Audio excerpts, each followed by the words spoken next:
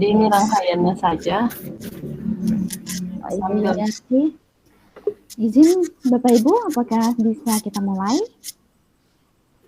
Ya. Bisa, silakan. Bismillahirrahmanirrahim. Assalamualaikum warahmatullahi wabarakatuh.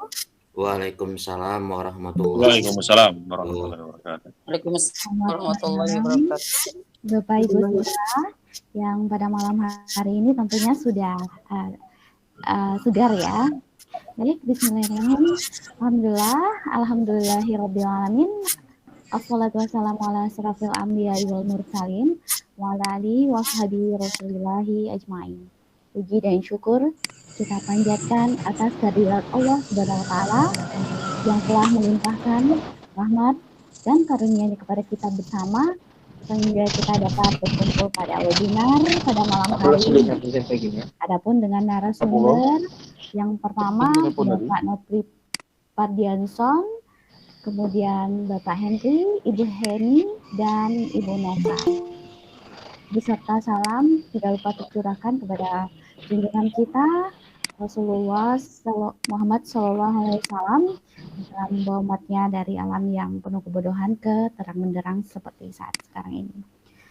Baik Bapak Ibu yang kami muliakan, selamat bergabung di acara webinar berbagi praktik baik kelompok A-SKET ya, kelas A gelombang ketiga NSBPD Provinsi Bengkulu.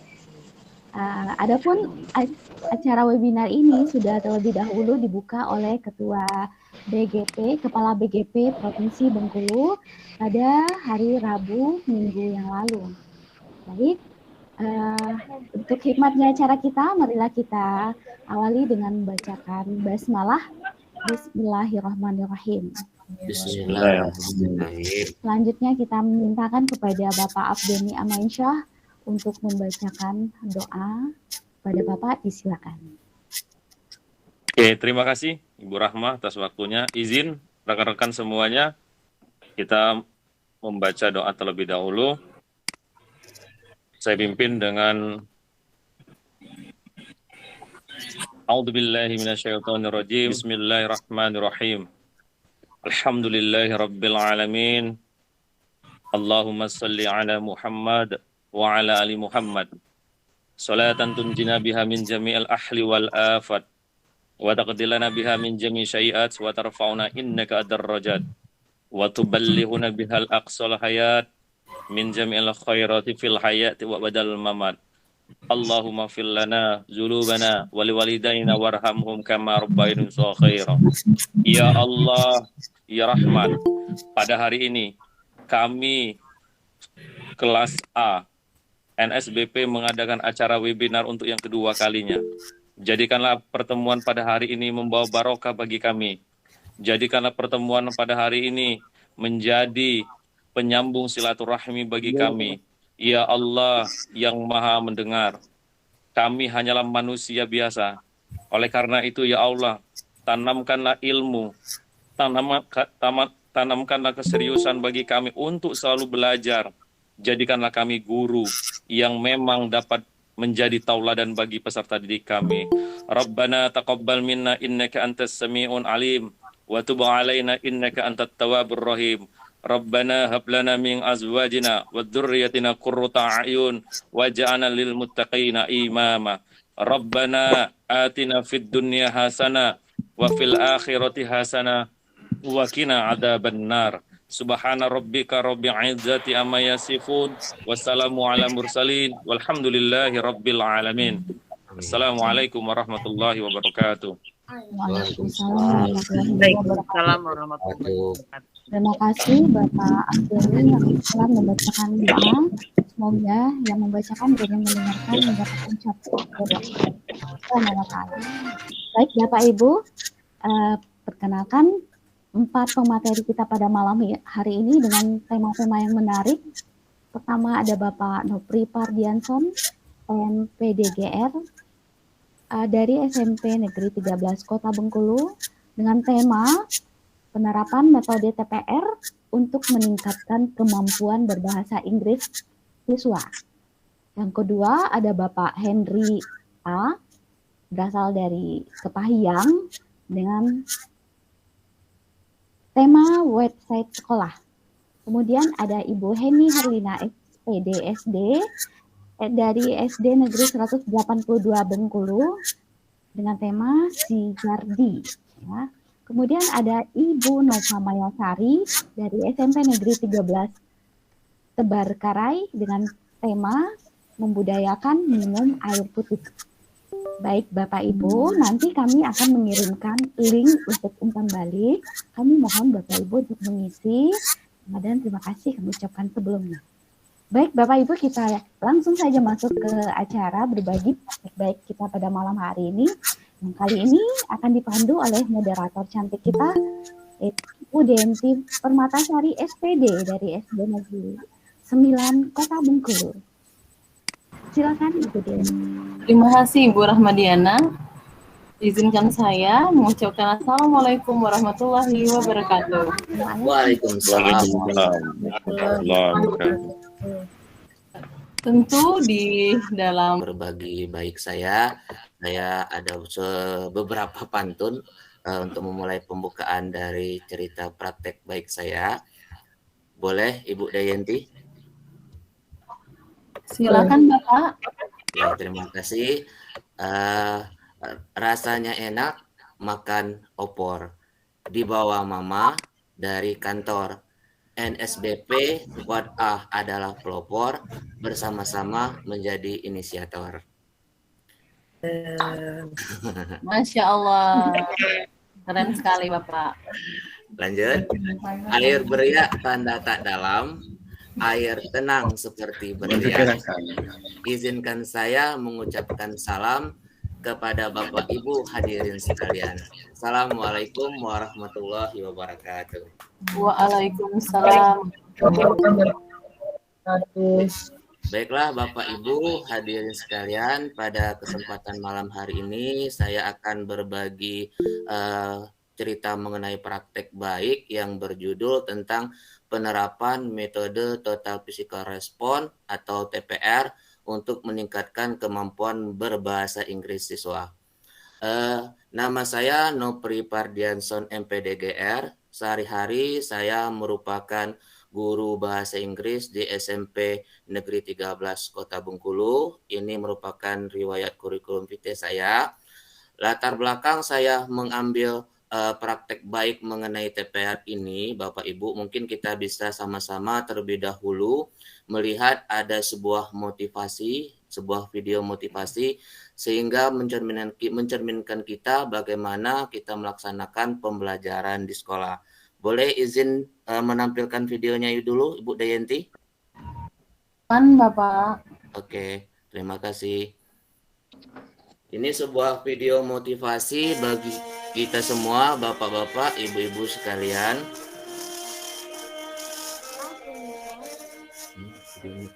Mohon maaf Bapak, videonya belum tertampil.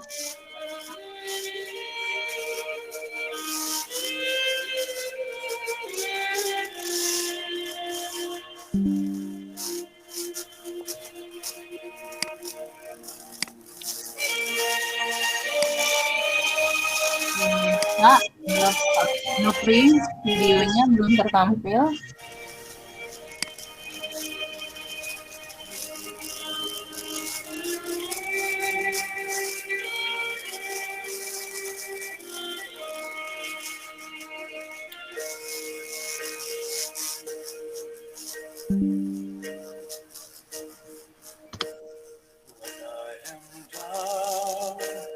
Ini sebuah video motivasi di mana ada perlombaan sebuah lari, di mana salah satu pelari ketika berlomba dia mengalami sebuah cedera, tetapi karena kesungguhan hatinya dia tetap melaksanakan perlombaan tersebut. Tiba-tiba ketika dia merasa kesulitan, datanglah seseorang yang membantu dia agar terus berjuang, agar tetap bisa sampai ke tempat tujuan dia walaupun dengan tertatih-tatih. Jadi Bapak itu terus membantu si pelari yang bernama si Derek ini Dia akan terus mendukung si pelari itu hingga si bisa sampai garis finish.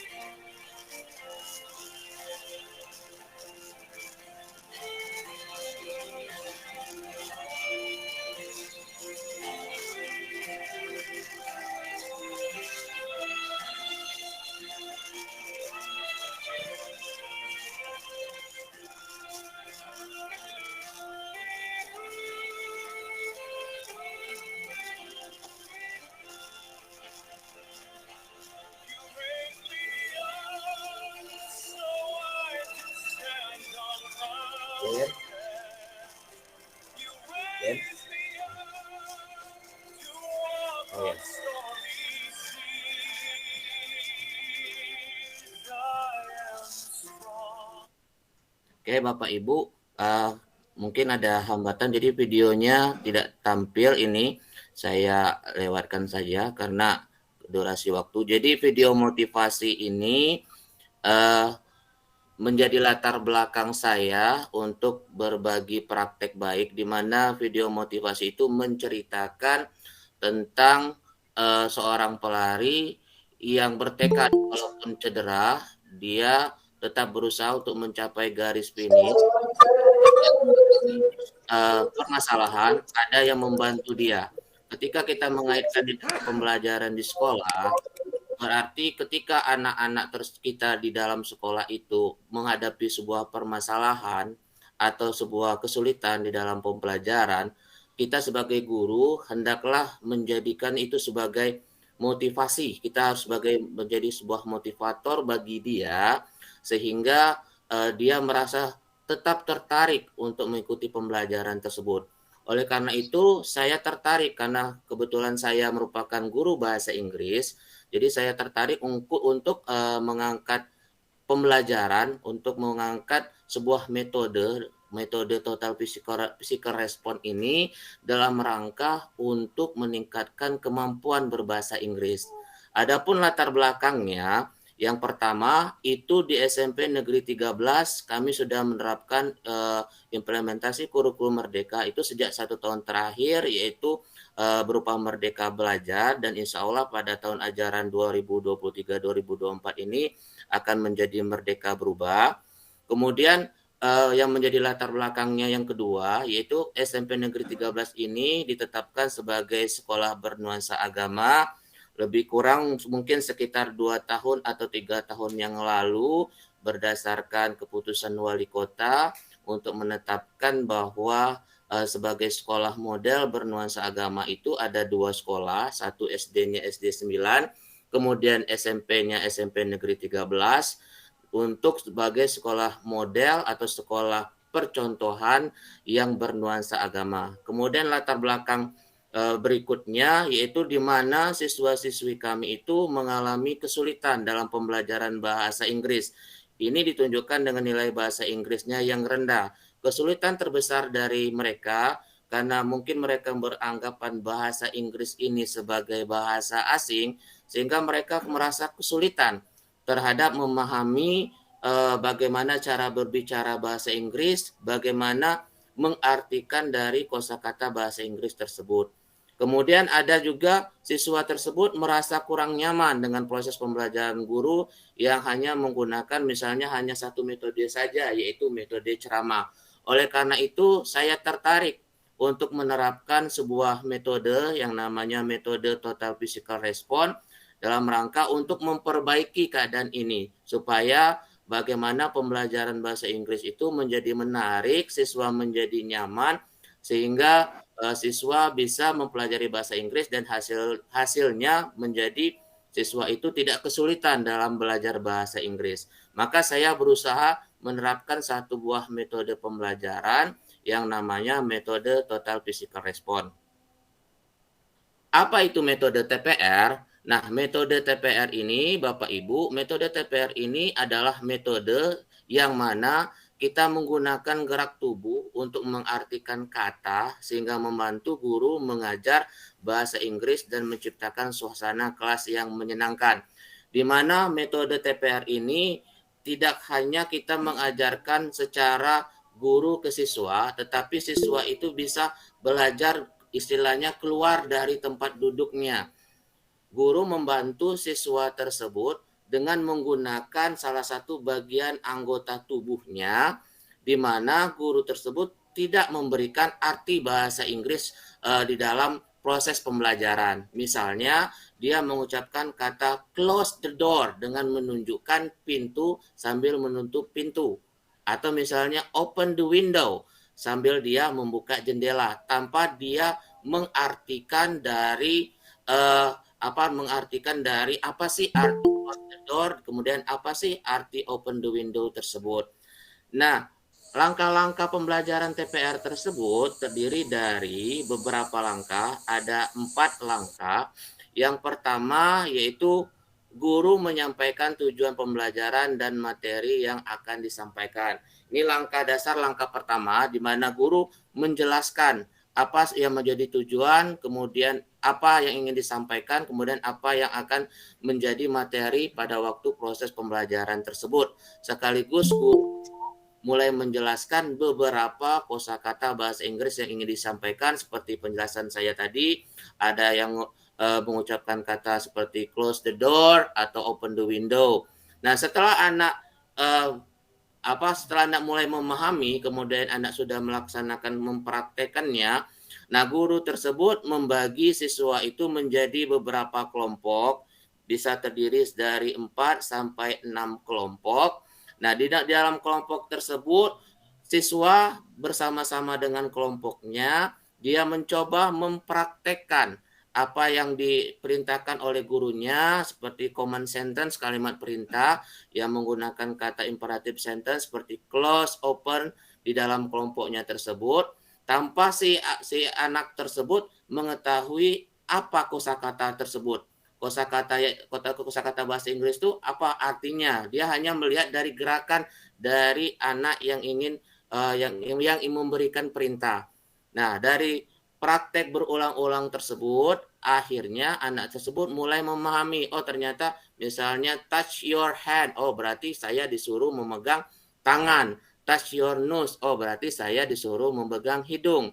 Nah, setelah di dalam proses pembelajaran kelompok tersebut, terasa siswa sudah mulai memahami, kemudian siswa mulai mempraktekkan percakapan bahasa Inggris masih di dalam kelompoknya tersebut, tapi percakapan dalam bentuk sederhana antara misalnya si A dengan si B, kemudian si A dengan si C di dalam sebuah kelompok tersebut. Dia mempraktekkan kalimat imperatif sentence tadi, kalimat perintah tersebut secara berulang dan secara bergilir sesama temannya.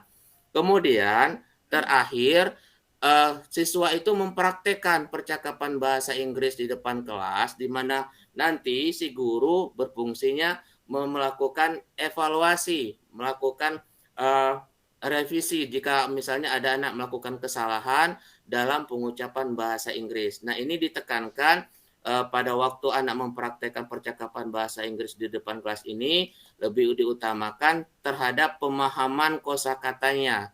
Kemudian baru kita meneliti keberhasilan sessionnya tersebut. Nah, hasil dari langkah-langkah pembelajaran TPR yang kami lakukan di kelas di SMP Negeri 13, alhamdulillah setelah melakukan materi dengan melakukan pembelajaran dengan menggunakan metode TPR ini, alhamdulillah pembelajaran bahasa Inggris menjadi lebih menarik dan anak-anak tidak merasa bosan dalam belajar bahasa Inggris. Mereka menjadi asik, jadi mereka tidak ada beban walaupun mereka bahasa Inggrisnya masih nol. Jadi mereka tidak dituntut untuk memahami kosakata tersebut. Dengan hanya kita melakukan gerakan tubuh sambil mengucapkan bahasa Inggris, mereka menjadi memahami. Nah, ini ada foto kegiatannya. Kegiatan ketika saya menerapkan metode TPR di dalam proses pembelajaran di kelas. Yang di sebelah kiri saya itu ketika salah satu siswa itu dia mencoba mempraktekkan setelah dia melakukan diskusi kelompok, dia mempraktekkan di depan kelas, dia seolah-olah menjadi seorang guru, dia mencoba untuk memberikan semacam kalimat imperatif kepada siswa, kemudian siswa melakukan apa yang diucapkan si anak tersebut, kemudian alhamdulillah setelah melakukan proses tersebut, anak-anak menjadi menguasai terutama terhadap materi yang disampaikan pada hari itu, yaitu tentang materi imperatif sentence. Ini berupa video dari anak tersebut yang menyatakan tentang bagaimana ketika si guru melaksanakan metode TPR tersebut. 3. Dari hasil pembelajaran yang kami lakukan, akhirnya saya lebih lancar dalam menggunakan bahasa Inggris dari hasil metode TPR. Nah, ini dari umpan balik tersebut, ternyata si anak menyatakan lebih senang, lebih enjoy. Jadi mereka tidak merasa ketakutan ketika belajar bahasa Inggris di mana mereka tidak menguasai kosakata. Walaupun mereka tidak menguasai kosakata, dengan adanya metode TPR, dengan menggunakan seluruh aktivitas tubuh tersebut, mereka secara tidak sadari akhirnya mereka mengetahui apa sih kosakata dari bahasa Inggris yang diinginkan oleh guru tersebut. Mungkin ini Ibu Dayanti cerita praktek baik saya mengenai pelaksanaan metode TPR untuk meningkatkan kemampuan berbahasa Inggris siswa di SMP Negeri 13 Kota Bengkulu. Saya akhiri, terima kasih atas perhatiannya. Assalamualaikum warahmatullahi wabarakatuh. Waalaikumsalam warahmatullahi wabarakatuh. Wah, sangat menarik sekali. Terima kasih Pak Nopri Pardianson. Di sini saya sebagai moderator mengambil beberapa catatan penting dari pemaparan tadi, yaitu bahwa metode TPR ini adalah metode yang menggunakan gerak tubuh untuk menciptakan pembelajaran yang menyenangkan.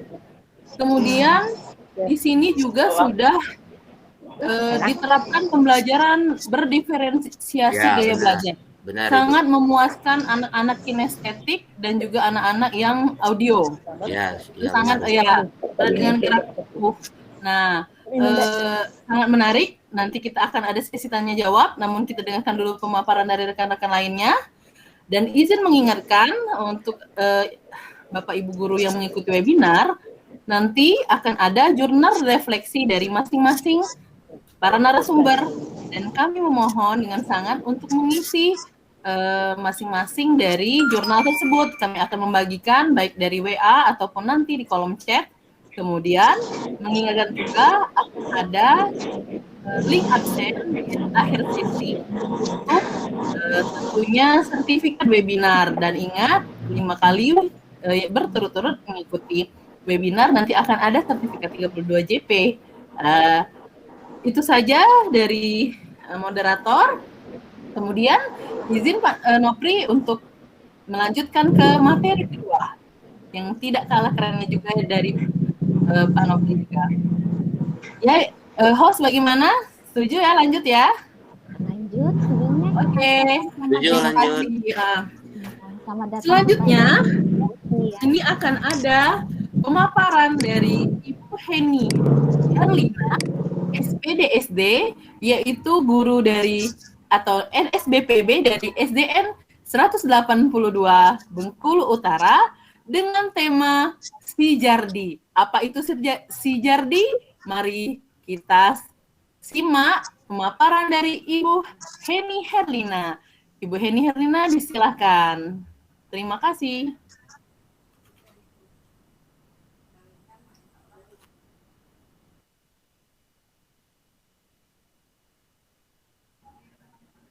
Oke, bagaimana Ibu Herlina? Ibu Heni? Oke, siap. Oke, oh ya. Silakan Ibu Heni. Assalamualaikum warahmatullahi wabarakatuh. Waalaikumsalam. Bapak Ibu guru hebat, dimanapun berada,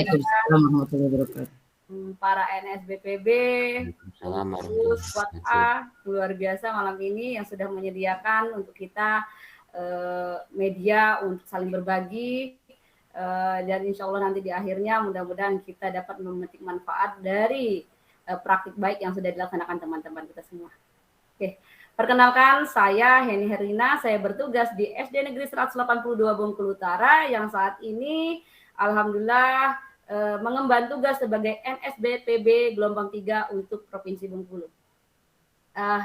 Sebelum memulai kegiatan webinar ini, izinkan saya memberikan sebuah pantun seperti Pak Nopri tadi. Saya ada sebuah pantun. Siap, Bu. Iya, cakep gitu ya. Ya. Buah rambutan, buah durian. Cakep. Dimakan bersama, serawa ketan. Mantap. Cakep. Dan Tuhan berkenan, izinkan saya berbagi untuk rekan dan kawan. Cakep. Ini mungkin suara saya agak hilang karena beberapa hari ini mempersiapkan kegiatan expo di sekolah saya dan hari hanya itu besok ya. Seharusnya malam ini kami juga masih mempersiapkan stand masing-masing kelas, namun sudah saya serahkan kepada wali murid di stand saya. Oke. Malam ini saya akan berbagi sebuah tema tentang Sijardi, yaitu implementasi pembelajaran diferensiasi yang saya laksanakan di sekolah saya. Nah,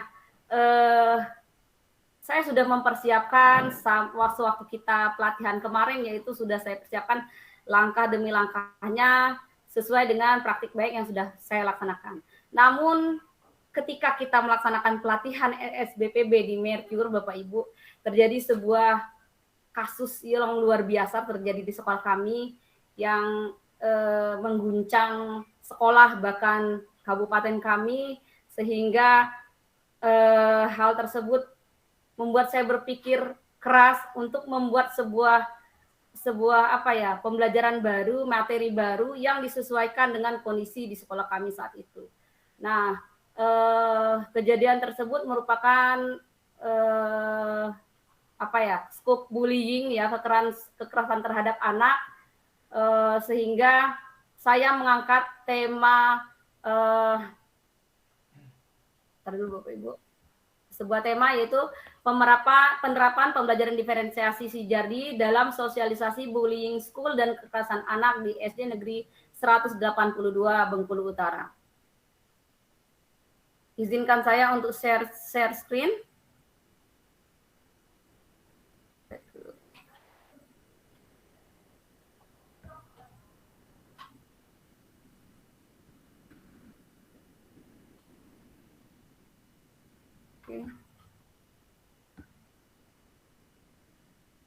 Nah, di sini Bapak Ibu, saya akan mengambil itu tadi Sijardi, yaitu dalam kegiatan sosialisasi bullying school dan kekerasan anak di SD Negeri 182 Bengkulu Utara.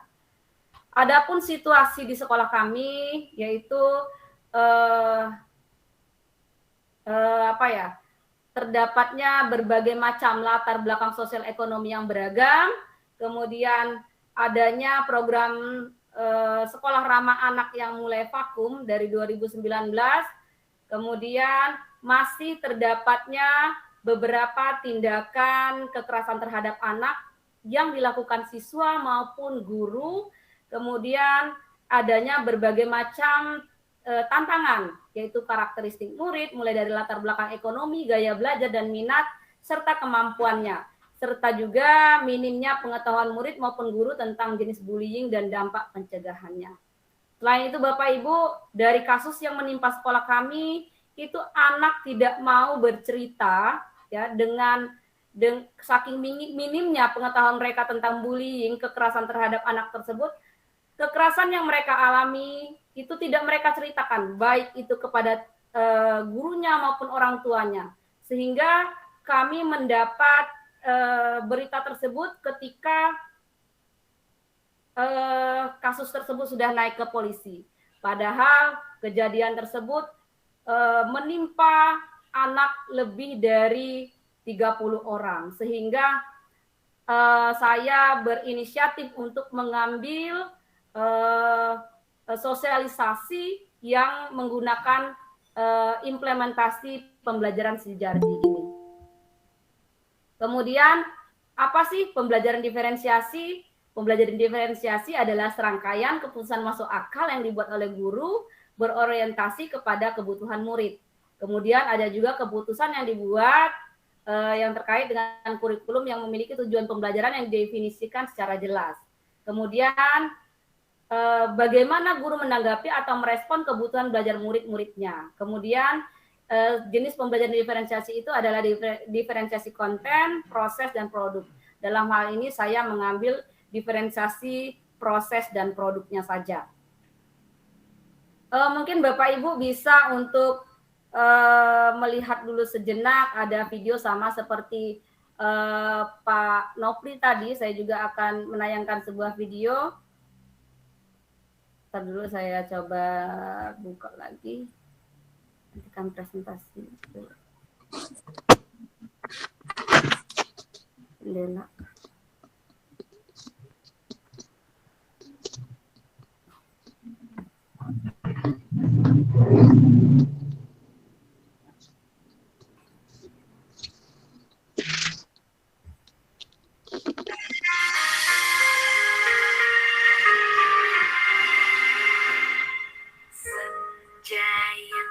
Nah, mungkin Bapak Ibu mengenal Putri Aryani yang sedang hits saat ini ya. Ya, luar biasa. Menggemparkan Indonesia dengan keterbatasannya.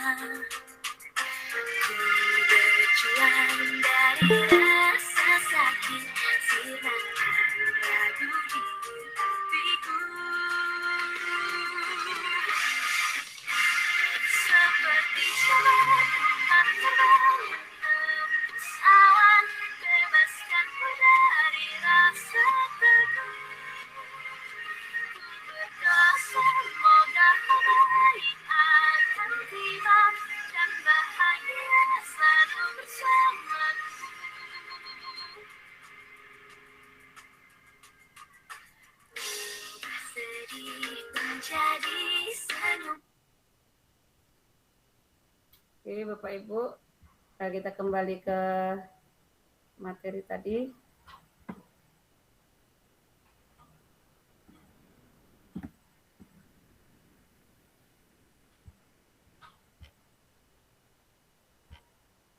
Nah, dari tampilan tadi kita dapat dapat mengambil sebuah kesimpulan lah ya. Ibaratnya setiap anak itu memiliki kesempatan, memiliki minat dengan keterbatasannya. Ya, jadi melalui implementasi pembelajaran diferensiasi ini diharapkan nanti dapat memfasilitasi kebutuhan belajar murid. Nah, kebutuhan belajar murid itu bisa jadi kita lihat dari tingkat kesiapannya, gaya belajarnya, dan minat dan bakatnya. Saya kehilangan. Saya tutup dulu ini. Oke.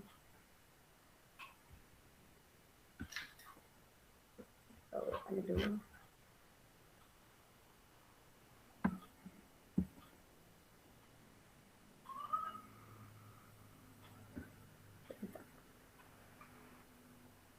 Saya share dulu sebentar. Kembali.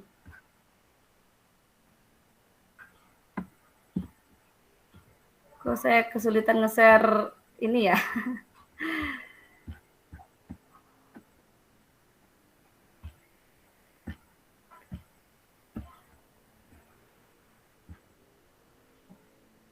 Oh ya, udah muncul. Oke. Nah, Bapak Ibu, nah tujuan dari pembelajaran diferensiasi ini adalah memfasilitasi apa itu tingkat kesiapan murid, kemudian minat dan bakatnya serta gaya belajarnya. Nah, kalau kita melihat dari video tadi, Putri itu menemukan guru yang tepat, kemudian metode yang tepat gitu ya, sehingga dia dapat mengembangkan minat dan bakatnya. Tujuan dari pembelajaran diferensiasi sama seperti itu.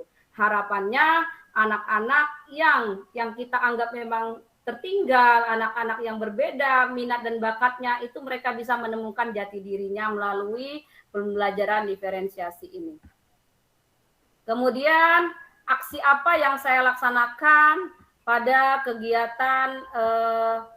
kegiatan praktik baik yang sudah saya laksanakan. Yang pertama, ada asesmen di awal dan akhir, kemudian memberi stimulus dengan nonton video pendek yang berjudul Tare Zaman Par, yaitu sebuah film dari India yang menceritakan tentang keterbatasan murid yang mendapatkan kekerasan dari orang tuanya, temannya, bahkan gurunya, tetapi dia menemukan guru yang tepat sehingga dia bisa memunculkan bakatnya, sehingga dia dapat diakui bakatnya oleh orang tuanya bahkan dengan gurunya. Kemudian tahap yang ketiga, guru memberikan beberapa pertanyaan stimulus, kemudian ada beberapa pertanyaan pemantik ya yang diberikan. Kemudian selanjutnya mengelompokkan siswa sesuai dengan gaya belajarnya, yaitu ada visual, audiovisual, dan ada kinestetik. Kemudian melibatkan murid dalam kegiatan diskusi dan unjuk kerja dalam kegiatan kelompoknya. Kemudian melakukan kegiatan simulasi bagaimana menghadapi pelaku bullying, memberikan apa itu bullying, bagaimana cara pencegahannya, dan mengenali bullying, apa saja dampaknya.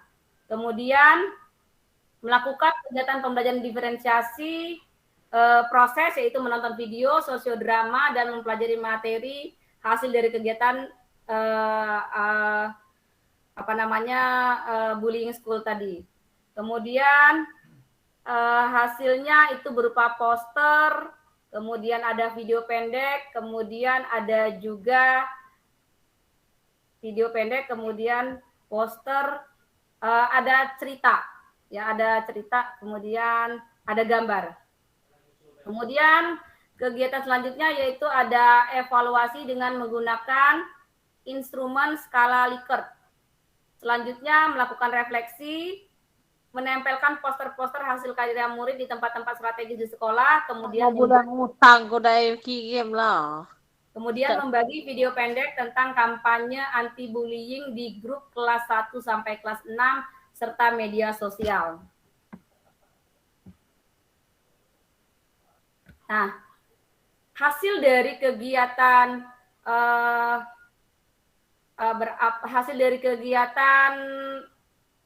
yang sudah kami lakukan atau saya lakukan bersama tim, yaitu yang pertama, peserta didik terfasilitasi sesuai dengan kebutuhannya, yaitu ada tadi gaya belajarnya, kesiapan, kemudian minat dan bakatnya. Kemudian siswa sangat antusias dalam kegiatan pembelajaran. Ada juga siswa terlibat aktif, dapat menyelesaikan tugasnya dengan baik, siswa tidak merasa bosan. Kemudian siswa juga memahami bullying itu seperti apa dan kekerasan anak itu seperti apa. Kemudian pembelajaran yang diberikan itu bermakna dan menyenangkan. Nah, yang tidak kalah pentingnya dari kegiatan yang sudah kami lakukan tersebut, kami membentuk sebuah Satgas Perlindungan Anak yang terintegrasi dari perlindungan anak, pihak berwajib, kepolisian, kemudian kesehatan, dan tokoh-tokoh agama yang ada di sekolah kami, di sekitar lingkungan kami. Refleksi dari kegiatan ini, saya menggunakan sticky note, narasi, dan testimoni video. Ada siswa, teman sejawat, dan kepala sekolah. Dampak dari kegiatan ini untuk murid yaitu yang pertama, murid lebih bersemangat dan bahagia dalam mengikuti pembelajaran. Yang kedua, mempermudah murid untuk membuat koneksi antara kemampuan yang dimilikinya dengan materi yang dipelajarinya. Yang ketiga, memenuhi kebutuhan belajar berdasarkan minat dan bakat murid. Yang keempat, menurunkan kesenjangan hasil belajar siswa. Yang kelima, murid dapat melindungi dirinya dari bullying dan memahami apa itu bullying dan cara pencegahannya.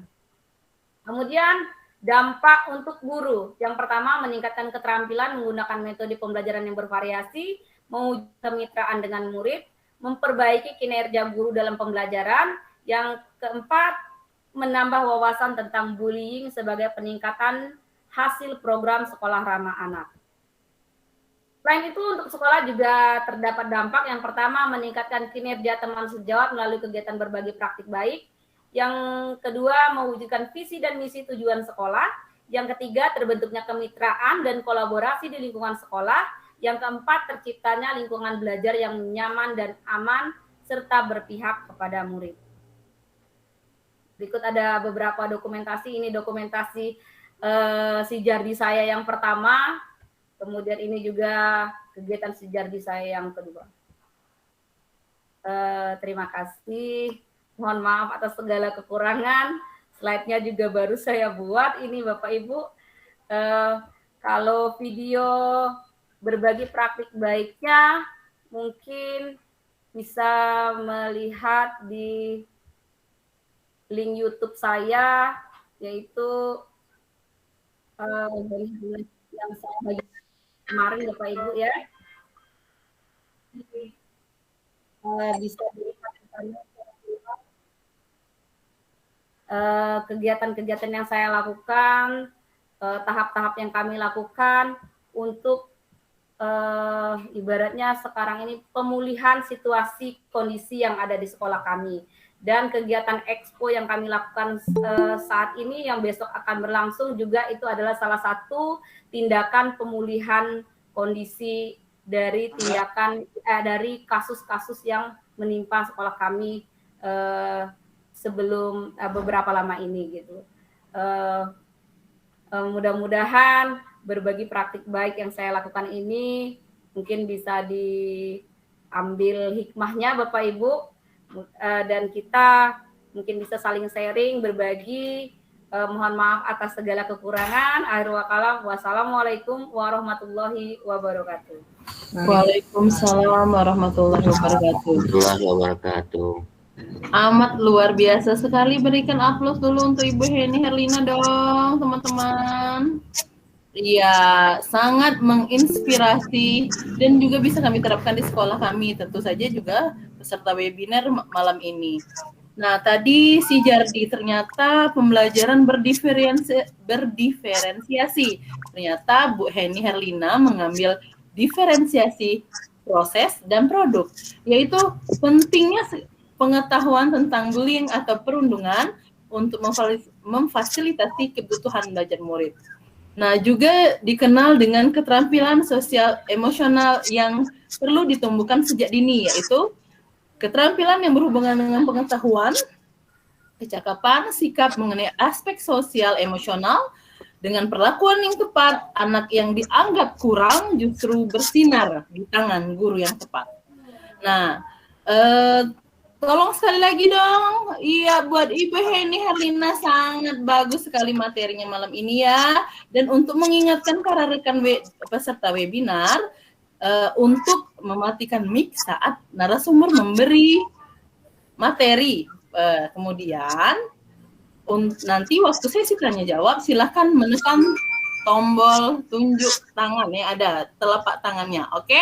Nah, selanjutnya ini juga tak kalah kerennya, yaitu penampilan dari Ibu Nova Mayasari, yaitu dari SMPN 13 Tebet-Karai, dengan tema membudayakan minum air putih.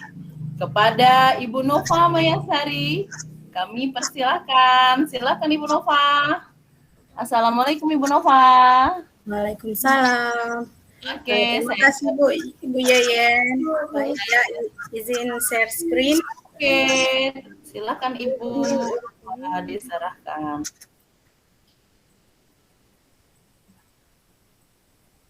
Kelihatan? Apakah sudah kelihatan, Bu? Belum. Baru jalan. OTW. Oke, OTW.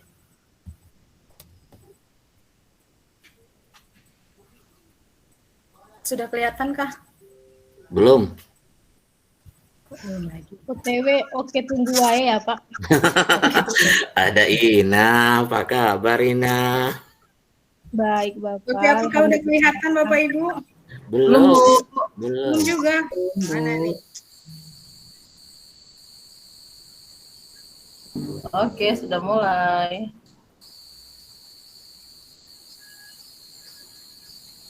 Sudah, Bu Nova? Sudah ya? Udah muncul, Bu?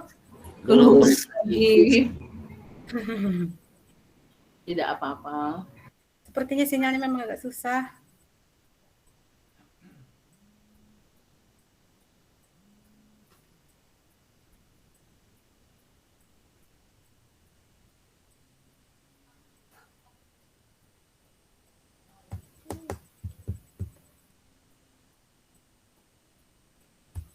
Baik, Bapak Ibu, apa sudah kelihatan? Sudah. Sudah kelihatan. Baiklah, Assalamualaikum warahmatullahi wabarakatuh. Waalaikumsalam. Waalaikumsalam warahmatullahi wabarakatuh. Ya, awalnya ralat dulu sedikit, Ibu Yayet. Saya dari SMP Negeri 3. Waalaikumsalam warahmatullahi wabarakatuh. Oh, mohon maaf SMPN 3 Tembakara ya. Ya, Mohon maaf Ibu Nova. Gak apa-apa. Terpesona dengan Pak Nopri tadi. Mantap. Oke, baik. Sebenarnya ini adalah salah satu cerita praktik baik yang kemarin saya sudah kumpulkan. Salah satunya karena saya buat kemarin itu berdasarkan dari arahan Ibu Elvi. Videonya itu berbeda dengan cerita praktik baik. Jadi cerita praktik baik itu sendiri di videonya kemarin saya buat mengenai praktik pembelajaran. Tapi pada kesempatan kali ini saya berbagi praktik baik mengenai budaya minum air putih yang saya terapkan di sekolah saya. Perkenalan tadi sudah, saya Nova Mayasari dari SMP 3 Tembakara, Kepahyang, Bengkulu. Kalau saya dari rumah itu menempuh sekitar 19 km dari rumah untuk menuju ke sekolah. Daerahnya pegunungan, sejuk, cenderung dingin. Seperti itu. Kemudian, apa yang melatar belakangi saya mengambil praktik baik ini, yaitu yang pertama mengenai situasi di sekolah.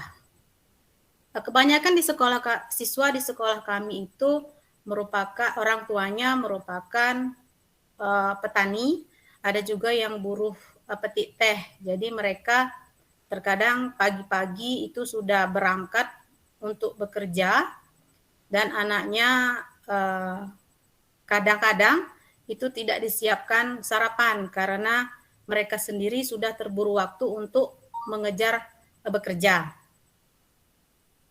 Kemudian ada kemarin siswa yang di kelas 9 yang mengeluh sakit pinggang dan jalannya sudah cenderung agak miring karena menahan sakit. Nah, jadi setelah kami telusuri, kami tanyakan kepada dia sendiri dan orang tuanya saat dia berobat ke dokter dan apa yang ditemukan oleh dokter bahwa ternyata ada gangguan pada ginjalnya, tapi masih dalam kategori ringan. Nah, kami tanyakan lagi, itu apa kira-kira penyebabnya? Ya, yang pertama penyebabnya dia kurang minum air putih. Itu yang pertama. Kemudian yang kedua, karena itu tadi jarang sarapan dan membawa bekal, mereka banyak membeli jajanan di sekitar sekolah atau sepanjang perjalanan mereka menuju sekolah, itu minuman air kemasan yang berwarna.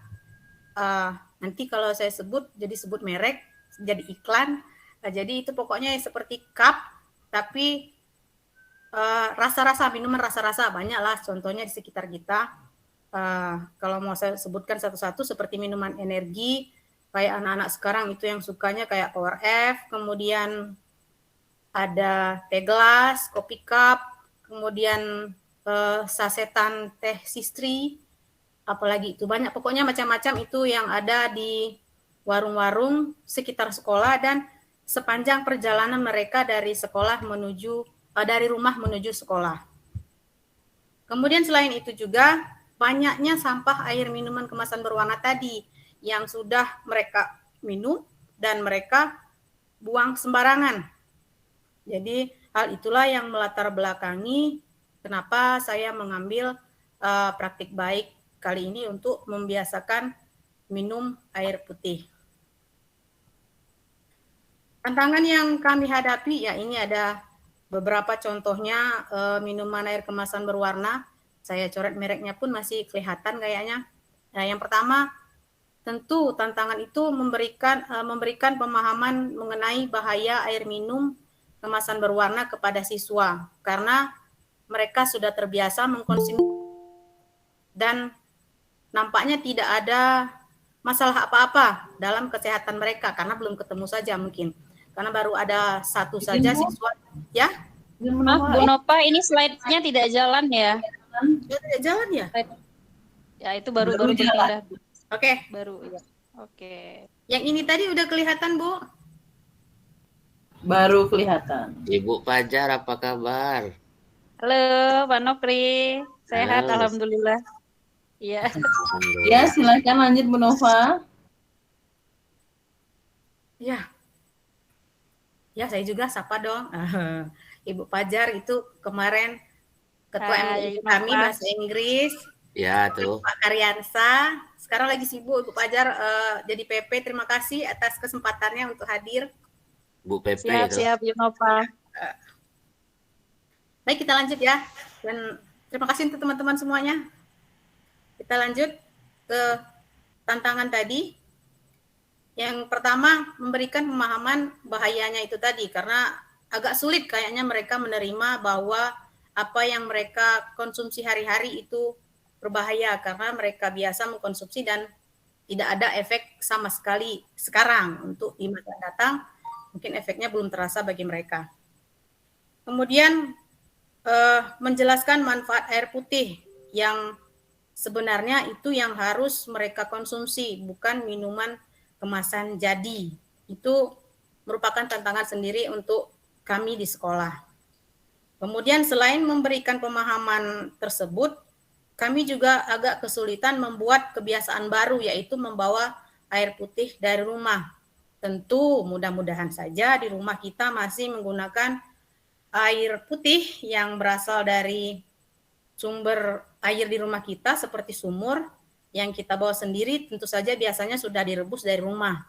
Dan kami pun memberikan contoh kepada siswa, yaitu membawa botol mulai dari 500 hingga 100 ml ke sekolah. Jadi dengan harapan ya kami juga memberikan contoh di gugu dan ditiru tadi, mereka mau meniru kebiasaan kami yang mengkonsumsi air putih tersebut. Dengan adanya situasi dan tantangan tersebut, maka aksi yang saya lakukan adalah yang pertama, membuat pertemuan dengan wali murid melalui komite sekolah. Jadi tahun lalu itu di 2022 Desember, ada sebelum rapot, kami mengumpulkan siswa wali murid melalui komite sekolah.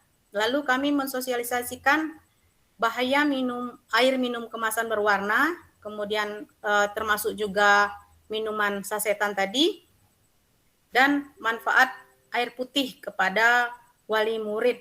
Karena kalau ke siswa itu bisa kita sampaikan melalui kelas dan setiap upacara, bisa diselipkan, sedangkan ke orang tua itu harus dikumpulkan untuk satu pertemuan seperti itu. Setelah kami kumpulkan wali murid tadi, kami menetapkan peraturan yang berupa sanksi juga yang disepakati bersama antara komite yaitu murid dan sekolah berupa denda. Jadi dendanya enggak gimana ya, enggak asal-asal. Jadi kami sepakati dulu antara orang tua siswa dengan kami pihak sekolah. Jangan nanti ada ujuk-ujuk, kok main denda aja, anak-anaknya enggak tahu, tiba-tiba diminta sekian padahal cuma sekian, seperti itu. Jadi kami bersepakat itu memberikan denda 5.000, yaitu Rp2.000 untuk siswa yang melaporkan, karena ya kita sepertinya tahu anak-anak kita kalau suruh mengaku itu kan kadang masih juga sembunyi-sembunyi. Jadi kami terapkan CCTV antar teman. Siapa yang melihat kemudian melaporkan ke sekolah, nanti akan diberikan reward Rp2.000 dari Rp5.000 denda yang diberikan sanksi kepada siswa yang melanggar tadi. Dan Rp3.000-nya itu diserahkan ke sekolah yang akan diberikan sebagai reward kepada siswa berprestasi andai kata itu ada. Tapi selama peraturan ini kami buat, itu baru satu kalau saya tidak salah, kelas 8 kemarin yang terkena denda. Jadi dari sudah jalan sekitar 1 semester, itu hanya 1 siswa saja yang masih melakukan perbuatan ini, membeli dan mengkonsumsi air minum kemasan berwarna di lingkungan sekolah.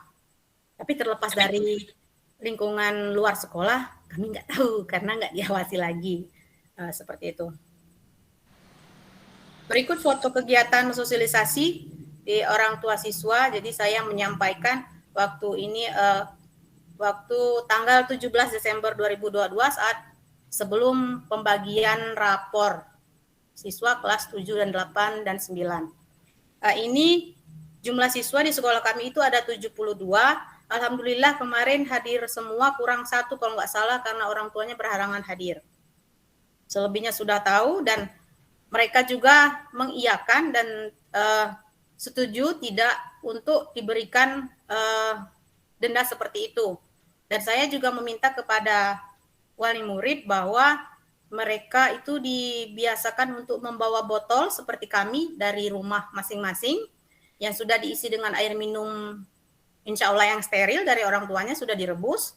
Dan andai kata mereka kekurangan air putih tadi, kami di sekolah pun menyediakan air galon yang tanpa gelas. Jadi mereka kalau mau minum ya isi botol kemasannya masing-masing.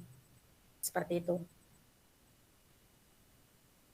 Kemudian hasilnya, ini satu pemandangan sekolah kami dari dalam. Jadi saya ambil waktu siswanya lagi masuk ke kelas. Seperti inilah situasi di sekolah kami. Pegunungan di belakang sana, udaranya lumayan sejuk. Jadi lebih asri tanpa adanya pemandangan sampah, kemasan minuman yang berwarna. Kemudian siswa pun tidak lagi mengkonsumsi air kemasan berwarna di dalam lingkungan sekolah. Walaupun kadang-kadang ya masih ketahuan saat pulang sekolah, mereka masih jajan itu juga, seperti itu. Setidaknya kami berniat mengurangi dan membiasakan hilangnya kebiasaan jajan mengkonsumsi air kemasan berwarna di lingkungan sekolah. Refleksi yang saya dapatkan dari sini bersama kawan-kawan saya di sekolah, jadi ini bukan hanya saya sendiri, tapi itu juga termasuk usaha dari kepala sekolah, pembina OSIS, dan juga rekan-rekan guru sekalian. Jadi dari sana saya dapatkan refleksi bahwa nothing is impossible. Jadi tidak ada yang tidak mungkin. Kita mau mencegah mereka untuk berbuat sesuatu yang buruk, maka kita harus mencontohkan terlebih dahulu. Kemudian trying a simple thing, simple idea. Jadi kayaknya ini sepele loh, cuman minum air putih, tapi mudah-mudahan membawa efek yang besar, dampak yang baik ke masa yang akan datang. Kemudian kalau memang mau kita membuat sesuatu perubahan, make your first move. Jadi buat langkahnya, jangan hanya berencana saja, namun kita laksanakan. Kalau tidak bisa melaksanakannya sendiri, maka kita ajak rekan-rekan kita di sekolah, kemudian kita ajak juga komite sekolah untuk bergabung melaksanakan ide yang baik tadi. Insya Allah pun mereka akan mendukung apa yang ingin kita lakukan. Saya rasa itu saja yang bisa sampaikan pada kesempatan kali ini, Bu Yeyen. Baik, Bu Nova. Wah, tadi di kolom chat sempat terbaca bahwa yang dilakukan Bu Nova yaitu berbagi praktik baiknya bisa diterapkan ke sekolah kami. Ya, di sini saya menarik kesimpulan yang sudah disampaikan oleh Ibu Nova. Sebenarnya materi Bu Nova ini bisa dibawa ke proyek penguatan profil pelajar Pancasila. Ya, emang Banyak sekali. Oh iya, betul ya. Jadi banyak sekali miskonsepsi tentang P5 atau proyek penguatan profil Pancasila yang menganggap hanya melulu harus menghasilkan produk, padahal tidak. Yaitu proyek profil pelajar Pancasila atau P5 juga jika perubahan perilaku itu sudah terjadi, maka itu sudah termasuk indikator keberhasilan. Nah, yang dipaparkan oleh Bu Nova tadi adalah bagaimana membudayakan minum air putih sebagai bentuk nyata atau aksi nyata perilaku hidup sehat di sekolah. Dan sangat bisa diterapkan di sekolah kita. Jika yang sekarang saja sudah hadir sekitar 50 orang guru dan kita sudah memimpin 20 orang di kelas kita, maka ada 1.000 murid yang akan berubah perilakunya. Mari kita bertepuk tangan untuk kita semua. Terima kasih Bu Nova yang luar biasa sekali materinya. Terima kasih sama-sama. Iya, ini sangat menginspirasi dan bisa dijadikan untuk modul project P5 dan mungkin bisa di ATM atau modifikasi oleh rekan-rekan lainnya di sekolah masing-masing. Perubahan kecil berdampak besar. Nah, izin sekali lagi mengingatkan bahwa nanti peserta webinar untuk mengisi link refleksi, jurnal refleksi dari para rekan narasumber dan akan ada absensi di akhir sesi nanti. Selanjutnya bagaimana ya? Di sini sudah ada ketua keren kita, Pak Leader, Pak Henry, apakah sudah muncul sekarang? Sepertinya sudah ada, itu sepertinya Zoro. Oke. Ini adalah tadi masuk pertama nih. Ini adalah narasumber kita dari kepala sekolah yang kemarin sempat bikin heboh di kelas. Banyak yang penasaran bagaimana sih tentang yang absensinya itu, dan sekarang dia akan membawa materi juga yang amat sangat keren dan semoga berguna bagi kita. Soalnya di sini juga sudah hadir kepala sekolah tercinta saya, Ibu Rohayati Daud, dan mungkin bisa nanti akan menjadi adopsi di sekolah kami nanti materinya. Kepada Pak Henry, apakah sudah siap? Jika sudah siap, saya akan serahkan panggungnya kepada Pak Henry. Disilakan. Assalamualaikum warahmatullahi wabarakatuh. Waalaikumsalam warahmatullahi wabarakatuh.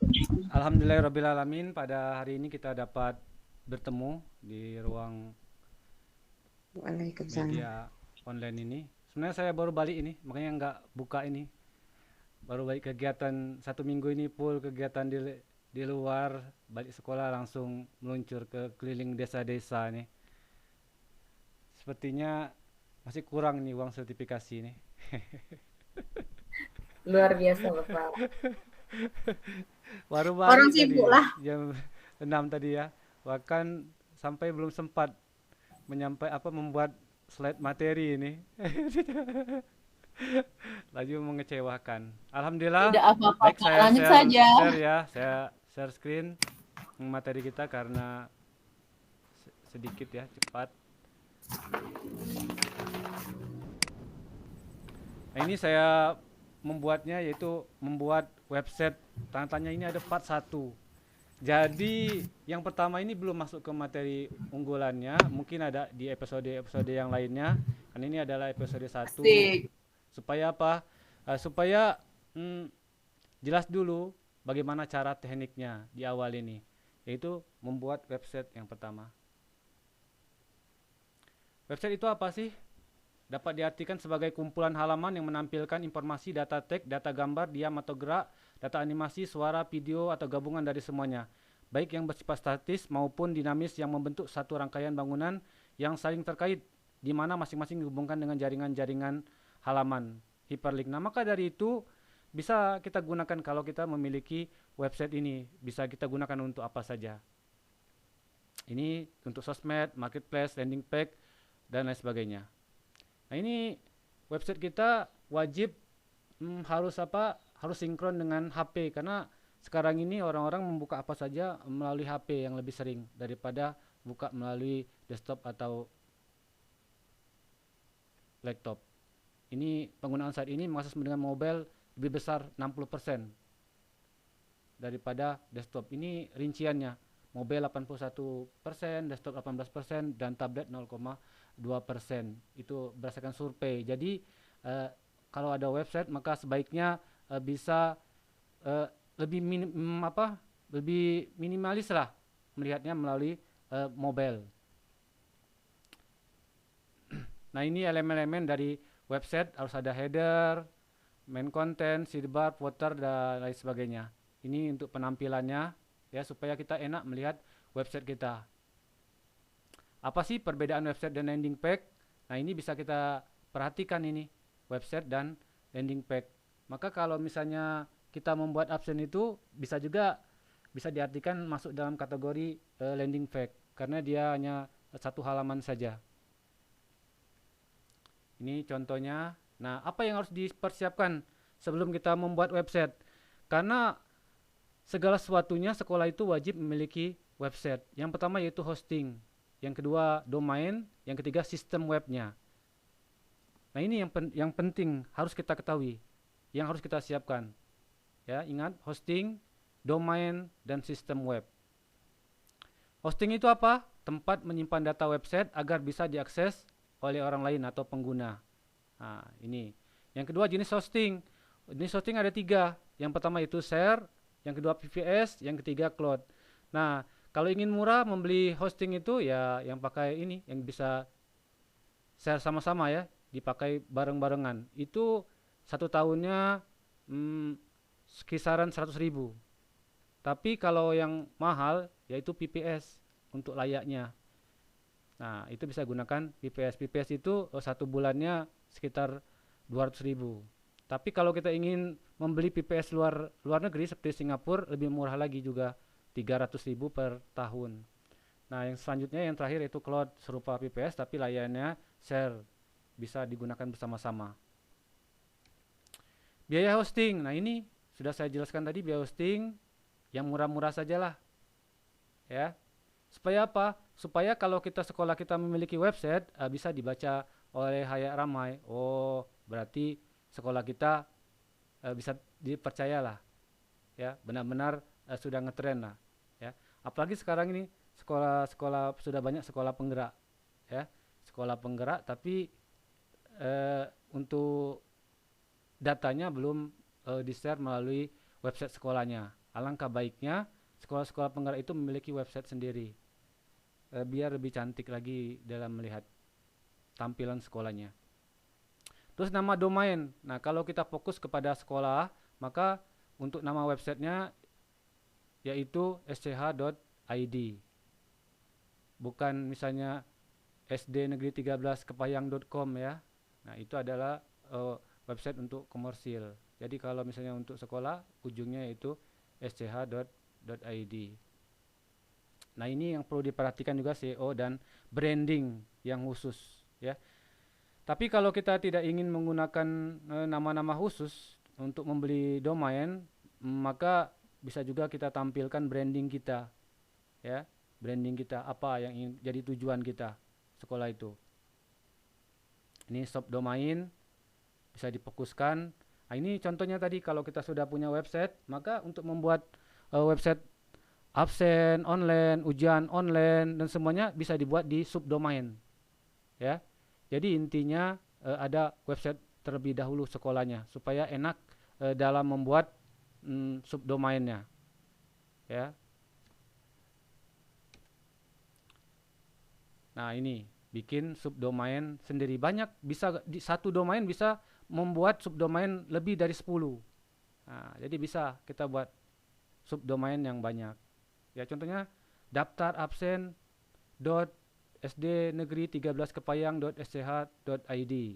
Nah, bisa kita gunakan itu, fasilitas itu. Seperti misalnya contohnya lagi, ujian www.sdn13kepahyang.sch.id ya. Jadi gunakan subdomain. Jadi untuk domainnya ya gunakan untuk website berita dari sekolah-sekolahnya. Jadi ini sistem webnya, sistem web yang terpasang. Jadi menurut kita sendirilah mau kita buat sistem yang bagaimana website sekolah kita. Apakah kita butuhkan untuk ujian online, apakah kita butuhkan untuk absensi online, ya. Semuanya bisa dimasukkan ke dalam website kita. Begitu juga yang kemarin Google Form. Ya, Google Form juga kita masukkan ke website kita. Kalau kita memiliki website, makanya ini ada part 2 ya, bagian seri kedua, ya, seri kedua. Nah, itu untuk pelaksanaan cara membuatnya. Yang pertama itu harus sekolah itu memiliki website terlebih dahulu supaya bisa mempraktekkannya. Nah, jadi kalau misalnya belum ada website sekolahnya, jadi belum bisa untuk mempraktekkan bagaimana cara untuk membuat absen online, bagaimana untuk memasukkan Google Form itu ke dalam website. Ujian melalui Google Form ya bagus juga lah, dibilang bagus ya, cukup ngetren lah karena lagi hit-hitnya lah, karena free dan lain sebagainya. Terus ini CMS, sistem mengolah website, bermacam-macam tergantung dari tujuan website kita. Jadi sekarang ini untuk membuat website sudah difasilitasi oleh Kemendikbud ya, melalui CMS-nya, maka kita tinggal upload aja. Jadi membuat website sekarang ini cukup 5 menit ya, 5 menit saja, tidak lama. Jadi sudah langsung jadi website kita. Karena sudah disiapkan CMS-nya oleh Kemendikbud. Ya, dan teman-teman yang lainnya juga. Banyak juga mempersiapkan CMS-nya. Nah, ini tampilan kita. Ya. Web-web yang sering kita gunakan, kalau tidak mau berbayar ya Blogger. Ya. Nah, itu bisa gunakan Blogger atau Google Sheet. Google Sheet. Sekarang ini karena ada akun belajar, Google Sheet menjadi Google Site menjadi primadona lah untuk membuat website sekolah yang free ya dan elegan ya. Nah, seperti itu.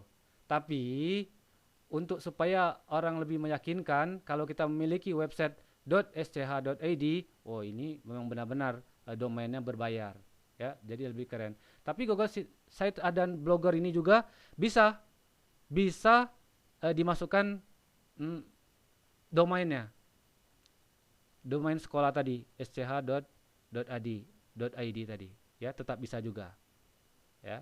Tapi itu tadi memang sebenarnya bagusnya itu kita gunakan fasilitas Blogger aja kalau tidak mau berbayar.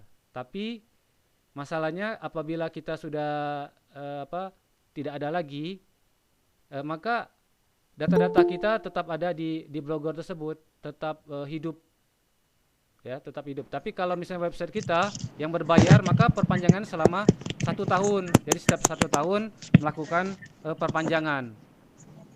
Nah, mungkin itu saja ya penampilan saya saat ini. Jadi belum terlalu mendalam. Baru kita proses, yaitu bagian pertamanya dulu.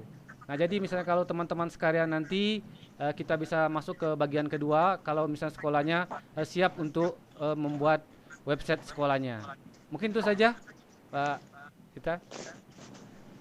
Baiklah Pak Hendri, di kolom chat itu udah pada semangat tuh. Ayo ditunggu part 2-nya Pak. Dari Ibu Dewi Cahyaningsi. Ayo Pak, kapan kita praktek nih? Kami tunggu katanya. Nah, menanggapi dari hal yang sudah disampaikan Pak Hendri tadi, saat pandemi COVID 2019, itu merupakan keadaan yang memaksa bagi dunia terutama di dunia pendidikan, mau tak mau guru harus mengembangkan keterampilan abad 21-nya, terutama di dalam keterampilan penggunaan TIK, percepatan perkembangan digital, dan sekarang kita sedang mendidik generasi alpha yang bagaimana bahwa kita sebagai guru tidak bisa berhenti belajar, karena sesungguhnya saat guru itu berhenti belajar, maka sebenarnya guru itu adalah berhenti menjadi guru itu sendiri. Nah, materi Pak Hendri ini sepertinya tidak familiar di tengah kita. Makanya di kolom chat itu sudah menunggu part 2-nya, Pak. Nah, bagaimana? Siap, Pak, untuk part 2? Siap. Oke. Nah, sebelumnya saya sebagai moderator ingin menyapa dulu. Tadi ternyata ada Ibu Nunung Nurhayati, Kepala Sekolah dari SDN Gebrong, Kabupaten Cianjur, Jawa Barat. Terima kasih sudah bergabung di Squad A, Ibu Nunung. Tepuk tangan dong. Untuk Pak Hendri juga tepuk tangan dong. Iya.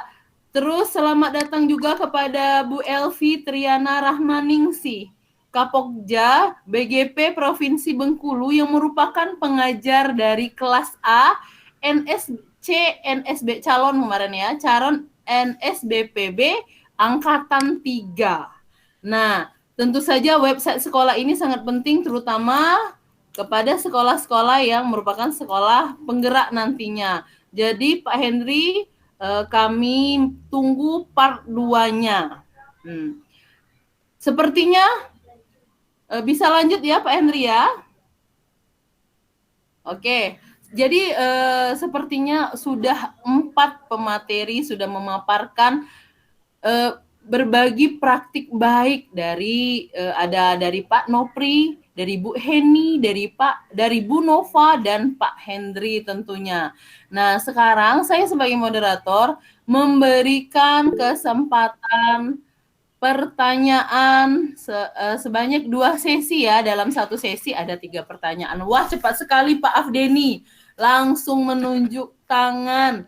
Oke, kita langsung aja buka sesi yang pertama. Silakan Pak Afdeni untuk menyampaikan pertanyaannya atau bagaimana atau tanggapannya boleh.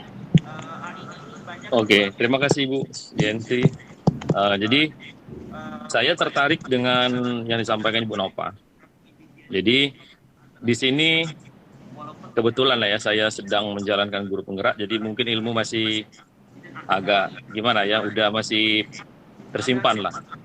Mungkin Ibu Heni selaku angkatan 5 mungkin paham juga, di sana ada Ibu Rahmadiana, ada Ibu Ina, PP, saya rasa mungkin paham juga terkait yang ingin saya sampaikan. Yang disampaikan Ibu Nova tadi sangat luar biasa sekali dari segi program. Cuman kalau nanti, ini masukan aja sih kalau memang bisa diterima atau itu nanti kembali ke Ibu Novanya. Tadi ada pernyataan Ibu Nova ngomong, kalau di sekolah anak pasti nggak minum, kayak gitu. Kalau di luar kami nggak tahu. Artinya ada perubahan secara ekstrinsik. Sedangkan yang kita inginkan tuh itu secara intrinsik. Sebaiknya menurut saya tadi Bu Nova, daripada denda, mending kita membuat suatu keyakinan kelas. Jadi ada prosesnya nanti cara membuat keyakinan kelas. Itu kalau di guru penggerak ada di modul 1.4.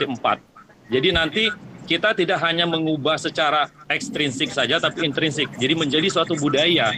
Sehingga memang kita di sekolah itu bukan sebagai medikor, seorang guru bukan medikor, tapi manajemen kontrol. Artinya anak itu memang berubah karena diri mereka sendiri.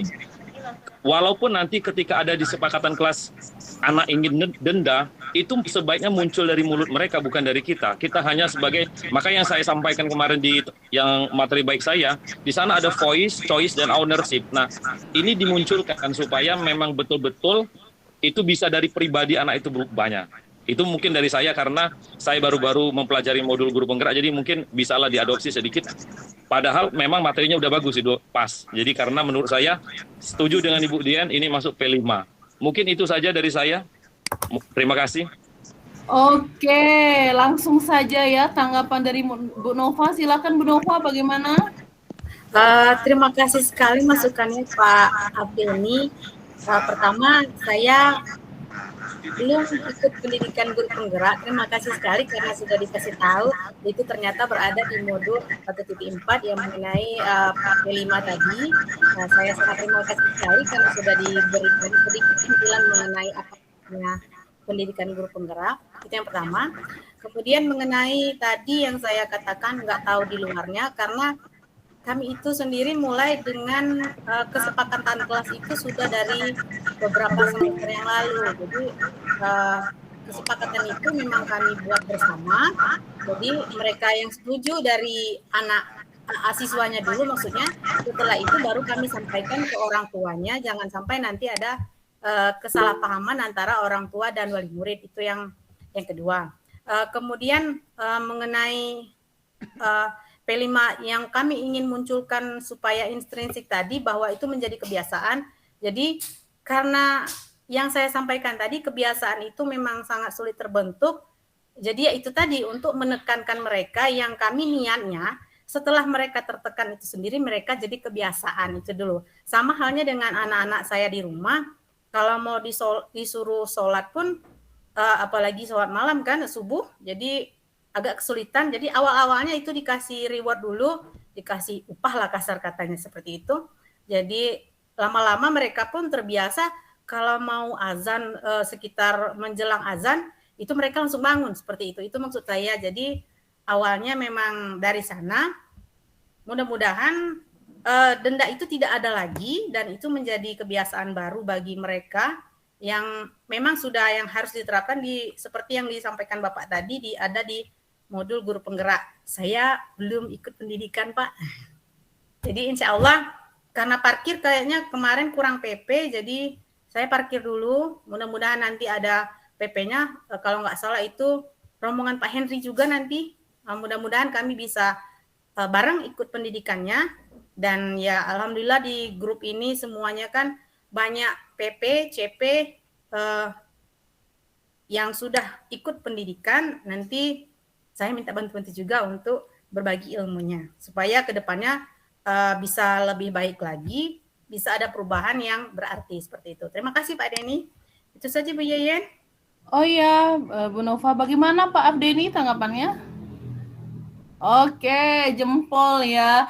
Jadi begini, walaupun saya sudah 3 kali ya nggak lolos yang namanya CGP, gagal di tahap kedua. Berbagi.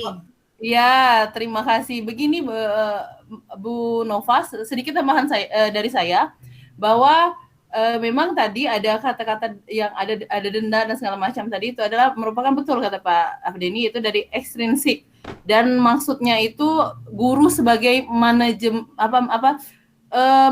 kontrol ya, manajer kontrol yang mana di situ apakah kita guru sebagai posisi penghukum atau pembuat rasa bersalah atau sebagai teman atau pemantau atau mana manajer itu sendiri dalam dari pembelajaran. Jadi daripada denda, kesepakatan kelas karena apa? Menimbulkan dari inisiatif dari dia sendiri dan dia dilibatkan dalam hal tersebut. Ketika dikembalikan kepada anaknya itu ya sudah komitmen, sudah yang ditetapkan di awal. Jadi Bu Nova, ini bukan hanya di materi penggerak saja. Boleh Bu Nova lihat di PMM, pelatihan mandiri, di bagian disiplin positif. Di situ sudah sangat dijelaskan bahwa ada 5 posisi kontrol guru, berada di mana kita sendirilah yang tahu. Itu saja Bu Nova tambahan dari saya. Terima kasih Bu Nova, Pak Afdeni. Tambahan sedikit. Iya silakan Pak Henry. Pak Denti, besok daftar pasil aja ya. Wah Pak. Mantap. Ya, terima kasih Pak. Ya, ada lagi Pak Henry? Oke, lanjut lagi ya sebagai motivasi untuk saya. Silakan dibuka lagi. Oh silakan Ibu Elvi Triana ternyata mengangkat tangan. Silakan Ibu Elvi Triana untuk menyampaikan pernyataan atau pertanyaannya. Oke, baik. Terima kasih. Maaf saya tutup ya layarnya. Ini sambil-sambilan. Oke, saya sudah sangat mendengarkan dari berbagai sampaian praktek baik yang sudah disampaikan oleh ibu-ibu hebat kita. Ya, memang untuk istilahnya reward untuk anak-anak ya. dengan dia membiasakan untuk itu tadi nantinya menjadi kebiasaan atau menjadi, karena itu kebiasaan itu berulang itu baru menjadi kebiasaan. Akhirnya apa istilahnya itu ya Pak Afendi, habit apa itu namanya nanti, kebiasaan itu nanti. Ya, habit. Jadi Betul. ya, Habit. habit become culture, Bu. Ya. Nanti kita membuat kesepakatan dengan anak-anak, dan kesepakatan itu seperti kita yang kemarin waktu mau di kelas kita bikin kesepakatan itu muncul dari kemauan anak sendiri, bagaimana apa yang harus dilakukan jika ada yang melanggar, dan itu kita tulis di kelas. Jadi itu akan lebih, berarti kita mengingatkan, jangan sampai nanti kalau apalagi ketentuan atau istilahnya tuh harus ada denda itu muncul dari gurunya. Kita akan lebih baik itu memang kalau dari kesepakatan yang timbul dari anak-anak itu, kemauan anak itu, nanti kalau nanti ada yang melanggar apa yang harus dilakukan, itu inisiatif dari mereka. Dan itu akan kita tampilkan di dalam kelas yang mudah dilihat oleh mereka. Dan kita bisa nanti kalau ada yang melanggar, kita bisa langsung menunjuk kesepakatan itu.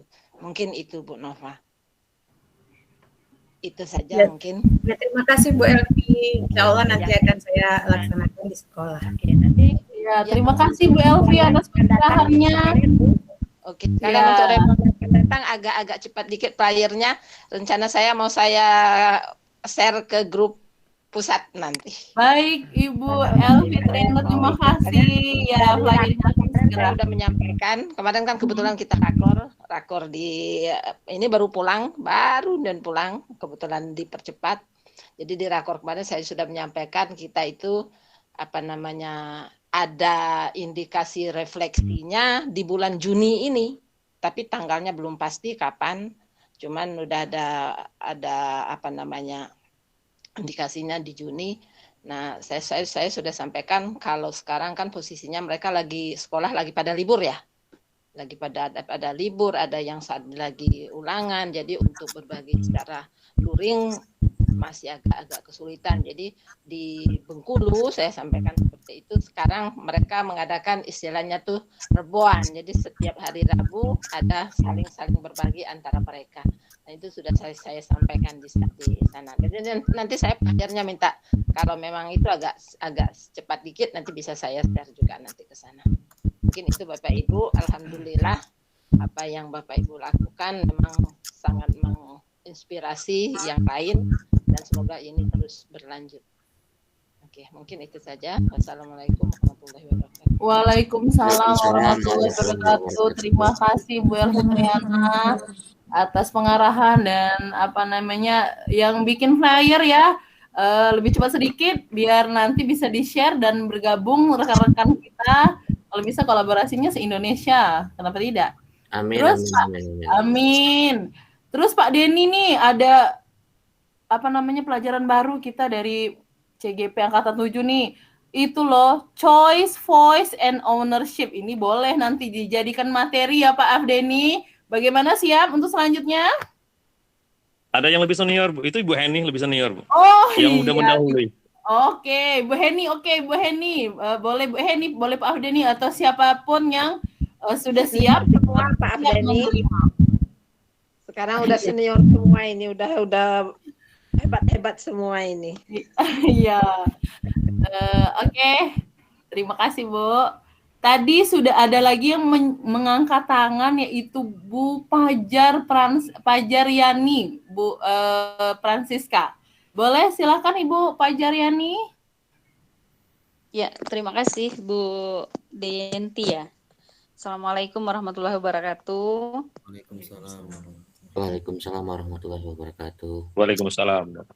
Ya, izin Bapak Ibu, yang pertama saya mungkin bukan bertanya ya.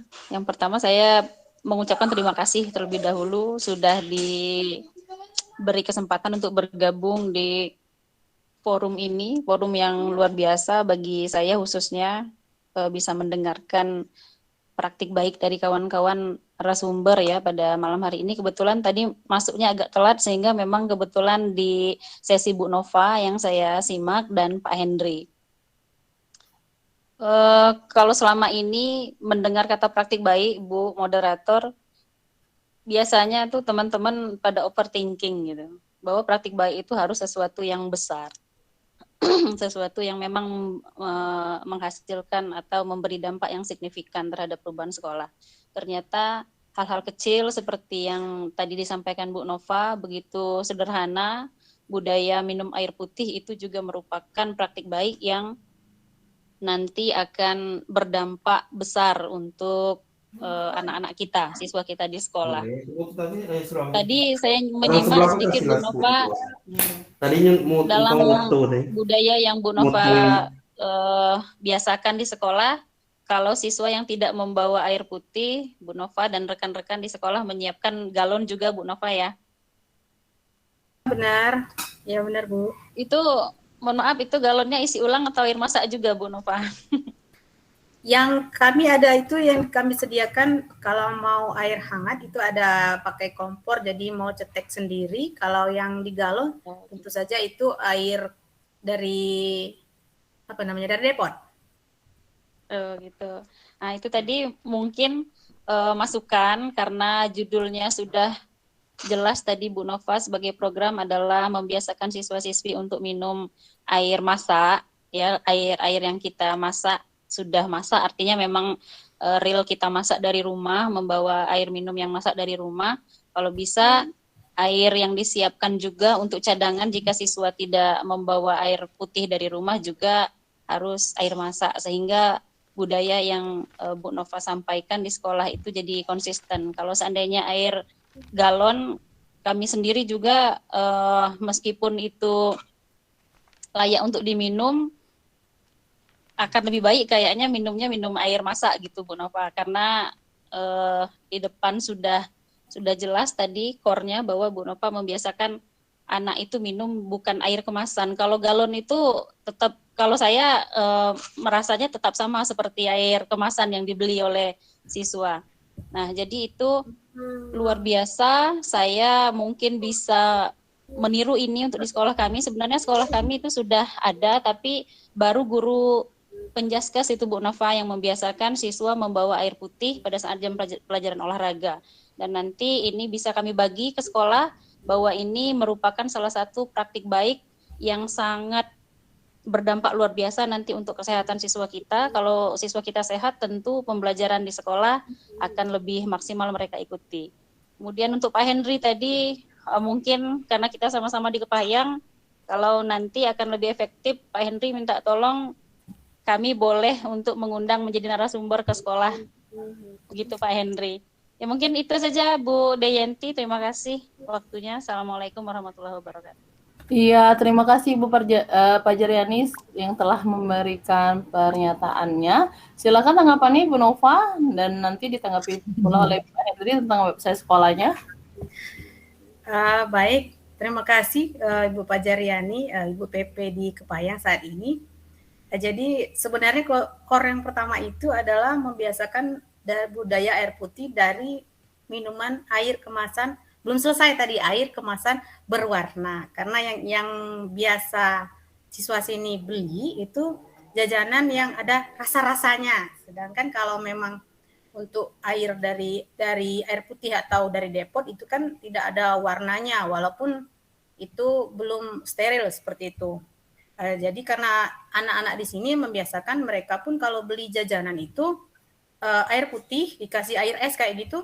Jadi dari sasetan dimasukkan ke plastik lalu diisi dengan air es kalau nggak salah yang saya lihat. Terus dia kasih pipet baru minum sambil jalan seperti itu.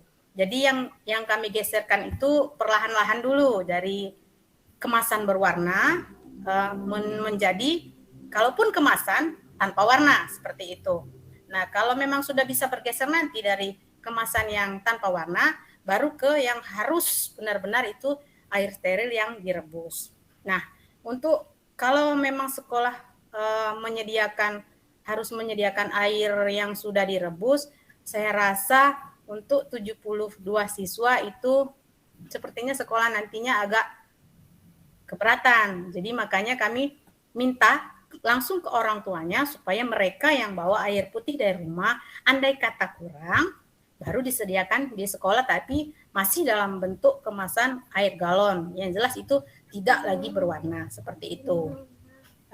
Kalau memang nanti memungkinkan di sekolah, nanti saya sampaikan itu bahwa bisa untuk air yang rebusan. Yang jelas kami geserkan dulu perlahan-lahan dari yang berwarna dan rasa-rasa tadi menuju yang kemasan tanpa warna dan tanpa rasa. Itu sebenarnya core-nya di sana, karena dari yang saya tahu siswa yang kami yang sakit pinggang itu tadi, mereka sukanya minumnya itu Power F beberapa kali dalam sehari. Jadi pergi sekolah, kadang pulang pun belinya Oki Jelly untuk menahan lapar. Jadi yang seperti itu yang mau kami geser dulu, pergeseran yang utamanya itu dari yang berwarna dulu menuju yang non warna, non rasa-rasa, seperti itu.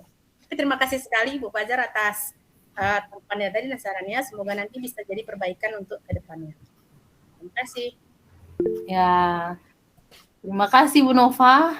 Ya, bagaimana Bu Fajar ya? Tadi bukan hanya air kemasan, namun maksudnya air kemasan berwarna yang berkalori juga.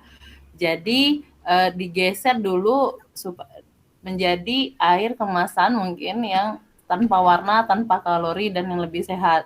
Saya kira sangat bisa sekali diangkat ke P5, anak-anak di bawah penyelidikan, kenapa hal itu berbahaya bagi tubuh, dan kenapa air putih sangat bermanfaat bagi tubuh. Itu saja. Bagaimana dengan Pak Afdeni? Pak Hendri, tadi Ibu Fajar meminta website sekolah nih, gimana nih Pak Hendri, apakah masih di tempat? Siap. Nanti kita itu. Alhamdulillah sekolah penggerak di Kepayang ini sudah hampir semuanya buat website sekolah untuk SMP. Mungkin OTW juga SDN 09 nanti Pak Hendri ya. Tolong dibikin. Oke, itu saja tanggapan dari Pak Hendri. Bagaimana? Apakah kita buka sesi kedua ya teman-teman? Itu sudah ada yang mengangkat tangan, Bu? Ya, itu udah ada dari Ibu Emma Malini SPD dan Ibu Evi Mislizar. Silakan dulu Ibu Emma Malini. Ini sesi kedua kita ya. Ya, terima kasih Ibu. Assalamualaikum warahmatullahi wabarakatuh. Waalaikumsalam warahmatullahi wabarakatuh.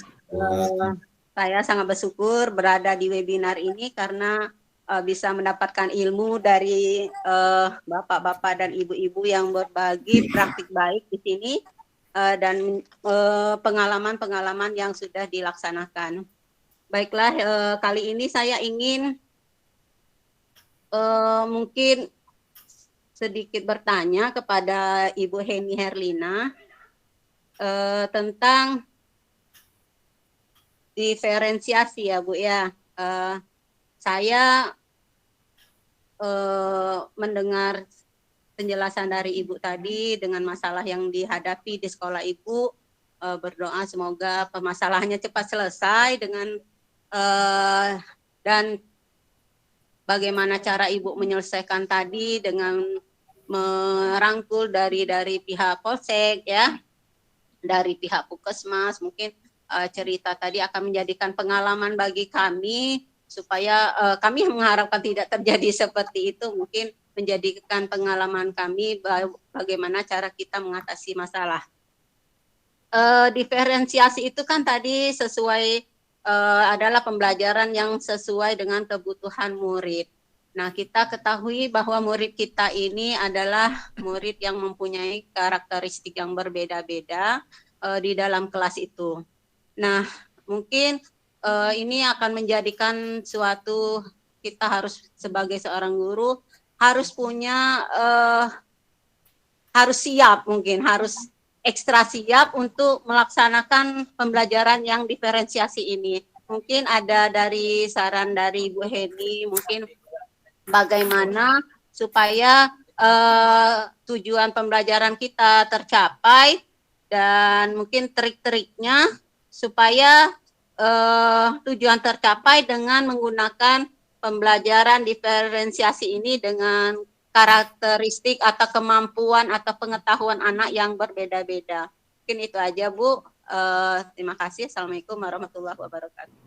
Waalaikumsalam warahmatullahi wabarakatuh. Silakan Ibu Heni Herlina, bagaimana tanggapannya atas pertanyaan Ibu Emma Malini tentang pembelajaran berdiferensiasi?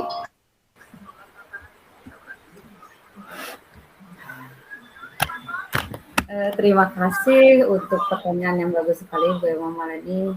Mungkin ini memang kalau kita baru pertama kali untuk menerapkan kurikulum merdeka di sekolah kita, itu memang hal yang baru, diferensiasi.